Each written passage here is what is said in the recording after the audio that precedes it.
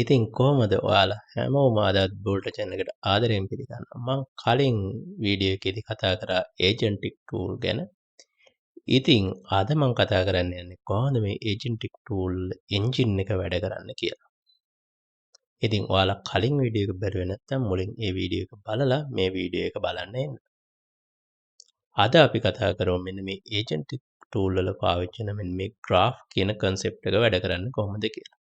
මෙන්න මේ graph කියන concept එකකින්ද තමයි මෙයාලට හැකියාව ලැබිලා තින්නේ මොනවා හරි වැඩක් දුන්නගෙන් පස්සේ හෝ මොනවා හරි වැඩක failure එකක් වුණාම ඒක ආපහු retry කරලා correct කරගෙන වැඩේ කරන්න.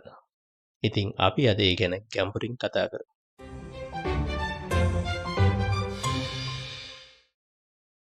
හිතන්න agentic tool එකකට අපි දෙන්නේ මොකක් හරි goal එකක්. ඉතින් මෙයා මේ goal එකට වැඩ කරගෙන යනවා. ඉතින් මේ goal එකට වැඩ කරගෙන යනකොට ඒ පළවෙනි වතාවෙම හරිම output එක ලබා ගන්න බැරි වෙන්න පුළුවන්. අන්න ඒ වගේ වෙලාවට හරි මගදී අපි මේ කරගෙන යන වැඩේ fail වෙන්න නැත්නම් errors ඇවිල්ලා වැඩේ කරන්න බැරි වෙන්න පුළුවන්. අන්න ඒ වගේ වුණොත් එහෙම agentic app එක නැත්නම් tool එක fail වෙන්නේ නැතුව අන්න ඒ වැරදුන තැනින් නැත්නම් හරියට කරන්න ඕන තැන ඉඳලා ආයෙත් circle එකක් විදිහට වැඩ කළා. හරියටම අර බලාපොරොත්තු වෙන goal එකටම hit කරන්න පුළුවන් විදිහට වැඩ කරන concept එක තමයි මෙන්න මේ graph කියන එක ඕන වෙන්නේ. ඉතින් ඔයාලට කලින් වීඩියෝ වලදී මම කතා කරා වගේ අපි කලින්ම මුලින්ම ආපු agentic tool linear විදිහට තමයි වැඩ කරේ. ඉතින් ඒ වගේ තිබ්බ ප්‍රශ්නේ තමයි මොනවා හරි input එකක් හම්බ වෙනවා. ඒ input එකට අනුව LLM එකේ මොකක් හරි output එකක් හම්බ වෙනවා. එතකොට හදිසියෙ හරි අර මැද හරියකදී මොකක් හරි error එකක් ඇවිල්ලා fail වුණොත් හරි එහෙම නැත්නම් හරිම output එක ආවේ නැත්නම් හරි එතනින් එහාට ඒක කරගෙන යන්න බැරි වෙනවා. එතකොට user සිද්ධ වෙනවා ආයි මුල ඉඳන් අහගෙන යන්න. අන්න එතකොට මෙන්න මේවට කියනවා linear AI problem කියලා. ඉතින් මෙන්න මේ ප්‍රශ්නේ විසඳන්න තමයි මෙන්න මේ graph කියන concept එක පාවිච්චි කරලා තියෙන්නේ. මෙන්න මේ graph කියන concept එකේදී වෙන්නේ හිතන්න අපි real ජීවිතේ නැත්නම් ඇත්තටම මොකක් හරි report එකක් ලියන්න යන example එකක් බලමු. අපි ගිය ගමම මුලින්ම report එක ලියන්න ගන්න. අපි මුලින්ම draft එකක් හදාගන්න. අපි මුලින්ම බලනවා මොනවද මේක ලියන්නේ කියලා නිකන් කටුසටහනක් වගේ හදාගන්න. ඊට පස්සේ බලනවා අපි මෙන්න මේ වැඩේ කරන්න මොනවද ඕන තොරතුරු කියලා හොයලා බලනවා තොරතුරු ටික එකතු කරගන්න. ඊට පස්සේ අපි අර ලියාගත්ත draft එක අනුවට හරියටම පිළිවෙලට අපි උත්තර report එක ලියාගෙන යනවා. ඉතින් ඔය ලියාගෙන ගිහලා අපි ඊළඟට කියවලා බලනවා මේක හරියටම ආවද කියලා. ඔන්න එතනදිත් අපිට තේරෙනවා මේකේ කරුණු වෙනස් වෙන්න ඕන. සමහර ඒවා මුලට එන්න ඕන. සමහර ඒවා මැද හරියට එන්න. සමහර ඒවා අන්තිමට එන්න ඕන. ඔන්න ඔය විදිහට අපිට තේරෙනවා මේක වෙනස් වෙන්න ඕන කියලා. ඉතින් ඔන්න ඔය වගේ වෙලාවට අපි මොකද කරන්නේ ආපහු අපේ report එක වෙනස් කරනවා. ඉතින් ඔන්න ඔය විදිහට circle කිහිපයක් ගිහිල්ලා තමයි අපි අන්තිම report එක කරලා ඉවර කරන්නේ. ඉතින් මෙන්න මේ graph කියන concept එකේදීත් පුළුවන් අපිට මොනවා හරි කර ඉන්න වැඩක් ආපහු පිටිපස්සට ගිහිල්ලා ආයි කරගෙන එන්න. එහෙම නැත්නම් මැදකින් පටන් ගන්න. මොනවා හරි වැරදුනොත් වැරදුන ඉඳලා කන්ටිනියු කරගෙන යන්න පුළුවන්කම ලැබිලා තියෙනවා. ඉතින් මෙන්න මේකට අපිට ඔයාලට හැම වෙලාවෙම ගොඩක් ප්‍රසිද්ධ විදිහට දැනට ඇහෙන එකක් තමයි land graph කියලා කියන්නේ. ඉතින් මෙන්න මේ land graph කියන framework එක අඳුරලා දීලා තියෙන්නේ මෙන්න මේ ප්‍රශ්නේ විසඳලා මෙන්න මේ agentic tool වලට මෙන්න මේ විදිහට circle විදිහට නැත්නම් loop විදිහට වැඩ කරන්න පුළුවන් හැකියාව ලබා ගන්න. අපි ඊළඟට බලමු මෙන්න මේ graph වල තියෙන nodes සහ edges කියන්නේ මොනවද කියලා. ඉතින් මෙන්න මේ graph වල concept දෙකක් පාවිච්චි කරනවා nodes කියලා සහ edges කියලා. ඉතින් මේ node එකක් කියලා කියන්නේ මොනවා හරි task එකක් ඇත්තටම execute වෙන තැන. අපේ graph එකට මොනවා හරි agent වැඩක් ආවගෙන් පස්සේ මෙන්න මේ node එක තමයි ඇත්තටම මේ වැඩේ සිද්ධ වෙන්නේ. එතකොට මෙන්න මේ nodes වල ප්‍රධාන ඒවා තුනක් අපිට අඳුර ගන්න පුළුවන්. පළවෙනි එක තමයි simple edges. මේකෙදි වෙන්නේ සාමාන්‍ය මොකක් හරි function එකක් නැත්නම් calculation එකක් මොනවා හරි task එකක් වෙන එක විතරයි. ඉතින් හිතන්න ඔයාලා මොනවා හරි එකක් summarize කරන්න තියෙනවා නැත්නම් මොනවා හරි එක translate කරන්න තියෙනවා වගේ task එකක්. එතකොට එන්නේ මේ node එකට ආවම එතනදි කරන්නේ ගන්න තියෙන input එක අරගෙන ඕන විදියට output එකට translate කරලා දෙන එක විතරයි. ඊළඟ එක තමයි tool caller nodes කියලා කියනවා.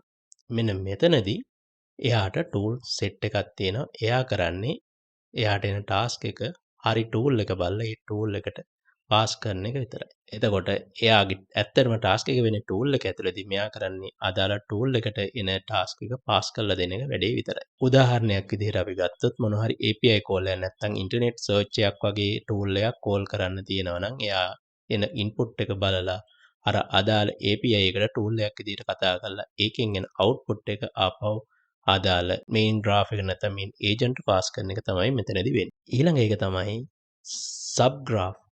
මෙන්න මේ sub graph කියන එක එන්නේ ලොකු complex agentic tool. එතකොට එයා වෙන්න පුළුවන් තව අලුතෙන් පටන් ගන්න agent කෙනෙක්. නැත්නම් අලුතෙන් පටන් ගන්න graph එකක් වෙන්න පුළුවන්. එතකොට එයාට connect වුණ තව sub nodes තියෙන්න පුළුවන්. එතනින් එයා යාට connect වුණ වෙනම tools ටිකක් තියෙනවා වෙන්න පුළුවන්. එතකොට මොනවා හරි complex task එක part එකක් තමයි මෙන්න මේ sub graph node එකට එන්නේ. එතකොට එතන ඉඳලා ආයෙ අලුතෙන් පටන් ගන්නවා අර එයාට හම්බුන task එකේ කොටස execute කරන්නේ කොහොමද කියලා task එක. ඊළඟට අපි බලමු මෙන්න මේ edges කියලා කියන්නේ මොනවද කියලා. edges කියලා කියන්නේ ඔන්න ඔය අපි කතා කරපු nodes interconnect කරන්නේ මෙන්න මේ edges වලින්. එතකොට එක node එකක ඉඳලා ඊළඟ node එකට කනෙක්ට් කරන්නේ නැත්නම් එකෙන් එන අවුට්පුට් එක ඊළඟ එකට පාස් කරන්නේ මෙන්න මේ edges වලින්. එතකොට මේ edges වලත් ප්‍රධාන ඒවා තුනක් තියෙනවා. පළවෙනි එක තමයි simple edges. එතකොට මේ වගේ වෙන්නේ A ඉඳලා B ට යනවා B ඉඳලා C ට යනවා වගේ simple විදියට පාස් වෙලා යන edges. එතකොට මොනවා හරි වැඩක් හිතන්න අපි මොනවා හරි එකක් තියෙනවා ඒක ඉන්ටර්නෙට් එකෙන් සර්ච් කරලා ගන්න ඕනේ ඊට පස්සේ ඒක සමරයිස් කරන්න ඕනේ ඊට පස්සේ ඒක මොනවාට හරි ට්‍රාන්ස්ලේට් කරන්න ඕන ඔන්න වගේ නෝට්ස් තුනක් තියෙනවා කියන්නේ. එතකොට පළවෙනි එකෙන් සර්ච් කරලා ගන්නවා ඊට පස්සේ ඒකේදී එයා ඒක සමරයිස් කරනවා ඊළඟ නෝඩ් එකේදී ඒක ට්‍රාන්ස්ලේට් කරනවා. අන්න ඒ විදිහට යන ඒවා තමයි simple edges කියලා කියන්නේ. ඊළඟ එක තමයි conditional edges කියලා කියන්නේ. conditional edges වලදී බලනවා මොනවා හරි එයාට ඕන විදිහටම නැත්නම් මොකක් හරි එයාගේ condition එක true වුණොත් විතරයි එතනින් එහාට පාස් වෙන්නේ. හිතන්න මොනවා හරි report එක හදන example එකම ගත්තොත් report එක හදාගෙන ගිහිල්ලා ඊළඟ node එකට යන්න කලින් බලනවා එයාට ඕන data ටික හරියටම මෙන්න මෙයා ලියලා තියෙනවද කියලා. ඉතින් අන්න එහෙම ලියලා නැත්නම් එන්න condition එක check කරලා ආයෙ එයා pass කරනවා නම් internet එකේ search කරන tool එක. නැත්නම් node එකට. එතනදී තමයි ආපහු එයා search කරලා ඕන output එක හදාගෙන එන්නේ වෙන්න පුළුවන්. ඉතින් මෙන්න මේ conditional edges වලදී මොනවා හරි අපි check කරලා බලනවා අර බලාපොරොත්තු වෙන අවුට්පුට් එකම තියෙනවද නැත්නම් බලාපොරොත්තු වෙන රිසල්ට් එක ඇවිල්ලා තියෙනවද කියලා. ඉතින් රිසල්ට් එක ඇවිල්ලා තියෙනවා නම් එක පාත් එකක යනවා රිසල්ට් එක නැත්නම් ඒක වෙන්නේ නැත්නම් එතනින් එහාට තියෙන එක නම් මොන පාත් එකේද ඊළඟට යන්නේ කියලා. අන්තිම එක තමයි end edges. ඉතින් මෙතනදී තමයි අර හැම edge එකක්ම ඇවිල්ලා end වෙන්නේ මෙතනින්. එතකොට අර nodes අතරේ communication එක ගිහිල්ලා අන්තිමටම එන්නේ මෙන්න මෙතනට. මෙතනින් තමයි හරියට ඒ ටාස්ක් එක ඉවර වෙන්නේ. එතකොට ඒක තවත් නෝඩ් එකකට කොහෙවත් කනෙක්ට් වෙන්නේ නැහැ. එතනින් තමයි ඒක එන්ඩ් වෙන්නේ. ඊළඟට අපි කතා කරමු මෙන්න මේ ස්ටේට් ඔබ්ජෙක්ට් කියන concept එක. මේ ස්ටේට් ඔබ්ජෙක්ට් එක ගැන මම කලින් වීඩියෝ එකේදීත් කතා කරා. ඉතින් ස්ටේට් ඔබ්ජෙක්ට් එක හරියටම තියෙන රූම් එකක තියෙන white board එකක් වගේ. ඉතින් ඔයාලා හිතන්න මොනවා හරි multiple step තියෙන ටාස්ක් එකක් අර කලින් විදිහට linear විදිහට කරගෙන යනවා වගේ. එතකොට එක ස්ටෙප් එකක ඉඳලා එන අවුට්පුට් එක ඊළඟ ස්ටෙප් එකට පාස් කරන්න ඕන. ඒ වගේම ඒ ස්ටෙප් එකදී වෙච්ච උනේ මොකද්ද? ඇයි ඒ ස්ටෙප් එක ගත්තේ? කොහොමද අවුට්පුට් එක ආවේ කියලා අන්න ඒ විස්තර ටිකක් තියාගෙන ඉන්න ඕන. අන්න එතකොට ඔයාලා හිතන්න මොනවා හරි ස්ටෙප් මල්ටිපල් ස්ටෙප් පාස් වෙලා යනකොට අර ඊළඟට පාස් කරන data එක පාස් කරනවා වගේම අන්න ඒ එතනදී ඒ එක එක ස්ටෙප් එකේදී උනේ මොනවාද? ඇයි ඒ තීරණය ගත්තේ වගේ විස්තරات අපිට පාස් කරන්න එනවා. ඉතින් ඔන්න ඔහොම ලීනියර් විදිහට කරගෙන යනකොට ඕක කම්ප්ලෙක්ස් වෙනවා ඒක ටිකක් අමාරු වෙනවා. ඉතින් අන්න ඒක නිසා මෙන්න මේ ස්ටේට් ඔබ්ජෙක්ට් එක කියලා කියන්නේ අර හැම නෝඩ් එකකටම පොදුවේ ඇක්සස් කරන්න පුළුවන් තැන.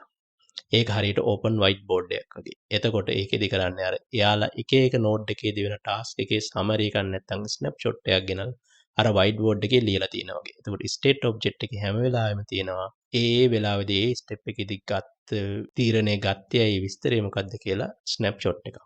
එතකොට ඒ නෝඩ් එකේදී ටාස්ක් එක එක්සිකියුට් කරන්න කලින් පුළුවන් අර ස්නැප්ෂොට් එක නැත්නම් ස්ටේට් ඔබ්ජෙක්ට් එක රීඩ් කරලා බලන්න ඇයි මේ තීරණයට ආවේ මේකේ මොනවද වැරදුනේ මෙතනදී මම මොනවද කරන්න ඕනේ කියලා ගන්න පුළුවන්.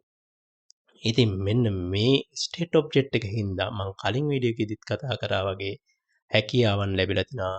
රෙසියුමබිලිටි කියන හැකියාව, ටයිම් ට්‍රැවල් කරන්න, ඒ වගේම human in the loop කියන හැකියාවල් ටික ලබා ගන්න. ඉතින් ඔයාලට ඒ ගැන වැඩි විස්තර දැනගන්න ඕන නම් කලින් වීඩියෝ එක බලලා එන්න. ඊළඟට අපි බලමු මෙන්න මේ graph වල නැත්නම් agentic tool වල brain versus body කියන්නේ මොකක්ද කියලා. ඉතින් ඔයාලා හැමෝම දන්නවා මෙන්න මේ agentic tool වැඩ කරන්නේ LLM එකක් මත. ඉතින් මෙන්න මේ LLM එක තමයි හරියටම brain එක විදිහට වැඩ කරන්නේ. හැබැයි brain එක දන්නේ නැහැ body එකේ මොනවද වෙන්නේ කියලා. එයා හැම වෙලාවෙම කරන්නේ එයාට හම්බ වෙන මොනවා හරි input එකකට ගැලපෙන උත්තරයක් දෙන එක විතරයි. මොනවා හරි ඇහුවම ඒ අහලා තියෙන ප්‍රශ්නෙට විස්තරත් එක්ක බලලා හරියටම ගැලපෙන උත්තරේ හදලා දෙන එක තමයි brain එක කරන්නේ. ඊට පස්සේ මෙන්න මේ graph එකේදී තමයි හරියටම මොකද්ද කරන්න කියලා බලන්න. එයාට තමයි අර අනිත් sub node connect වෙලා තියෙන්නේ ඊළඟ tools ටික connect වෙලා තියෙන්නේ ඒවා ඒ nodes අතර edges වලින් connect වෙලා තියෙන්නේ. එතකොට ඒක හරියටම body එක වගේ. එතකොට body එක කියලා කියන්නේ graph එකට brain එක කියලා කියන්නේ LLM එකට. එතකොට මේ දෙකම හරියටම තියෙනවා. එතකොට brain එකෙන් අහලා කරන්න ඕනේ මොකද්ද කියන තීරණේ හරියටම වැඩ කරන්නේ මෙන්න මේ graph එකේ තියෙන graph එකේදී graph එකට connect වෙලා තියෙන nodes වල. ඉතින් අද වීඩියෝ එකේදී අපි කතා කරේ මෙන්න මේ graph කියන concept එක කොහොමද වැඩ කරන්නේ කියලා. ඒකෙදී අපි කතා කරා nodes, edges සහ state එක කොහොමද වැඩ කරන්නේ සහ එතනින් එහාට මෙන්න මේ tool එක brain එක කියන්නේ කොහොමද, body එක කියන එක කොහොමද කියන එක. ඉතින් මෙන්න මේ agentic tool develop කරන්න අපි හැමෝම දන්න හැමෝටම ප්‍රසිද්ධම tools තමයි Python base කරගෙන යන tools. ඉතින් ඒ වගේම දැන් මේ වෙනකොට Javaට LangGraph 4j කියලා framework එකක් ඇවිල්ලා තියෙනවා. ඉතින් මම ඉස්සරහට බලාපොරොත්තු වෙනවා මෙන්න මේක පාවිච්චි කරලා කොහොමද Java වලින් agentic application එකක් develop කරන්න කියලා ඔයගොල්ලන්ට අරගෙන එන්න. ඉතින් එහෙනම් මේ වීඩියෝ එක අරගෙන එනකම් ඉල්ලෙන්න